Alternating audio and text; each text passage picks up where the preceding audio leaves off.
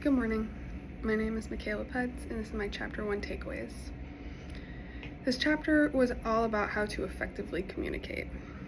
I never truly thought about how much goes into the term communication.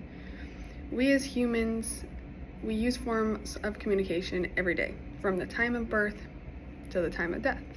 But you don't really think about you communicating because you do it on the daily. Chapter 1 was all about how essential communicating is a human behavior.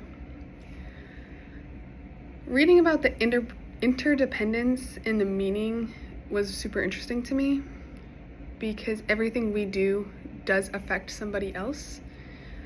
That's how the whole world survives, is we're dependent on each other, and that's how things move on. It's like the circle of life in my head is how I'm perceiving it. Intentional versus unintentional.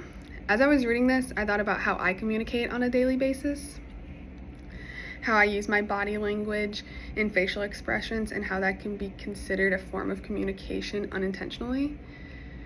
An example that popped into my head while I was reading this was sitting in a meeting at work. You're sitting there and you yawn. You don't think about how the person presenting is going to perceive that. To you, you're just tired, but to them, they could think that you're bored or not interested in what they are speaking about. So being aware of our body language and our facial expressions and realizing that that is a form of communication is something to be thinking about on a daily basis. There's so many different channels for communication. There's texting, FaceTime, email, face-to-face conversations. I'm currently in a long-distance relationship, and so communication is a big focus because we are so far away that via technology is our form of communication.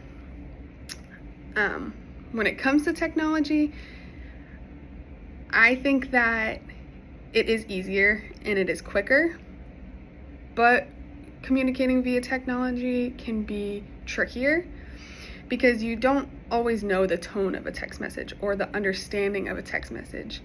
That text or email can be perceived as someone is angry or upset with you, or they meant it in a good way and you just took it the wrong way. So it can make things a little more complicated. In the book, it states that communication is more than just common sense. Yes, we all can communicate in one way or another, but that doesn't mean that we are effectively communicating. It takes a lot more thought and processing to effectively be communicating. The 3 primary functions that I learned in communicating from this chapter are expressing affiliation or feelings for each other. How is this person going to perceive and feel after the message? Managing relationships, and influence others to negotiate control, which control should be shared depending on the situation.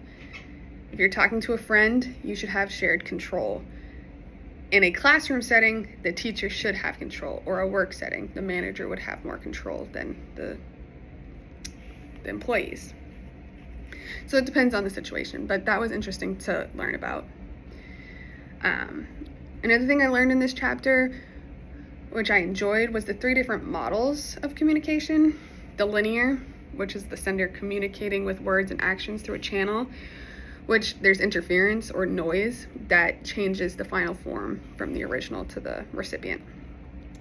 The interaction communication goes from 2 different directions that has feedback from sender to receiver, and then competent, the behaviors are dependent on each other at the same time.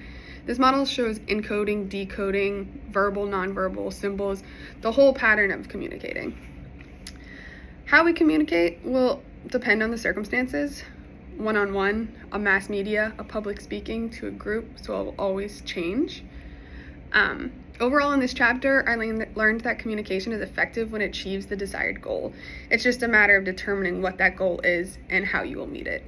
So overall, I enjoyed reading chapter 1. It was very interesting and informing. Thank you.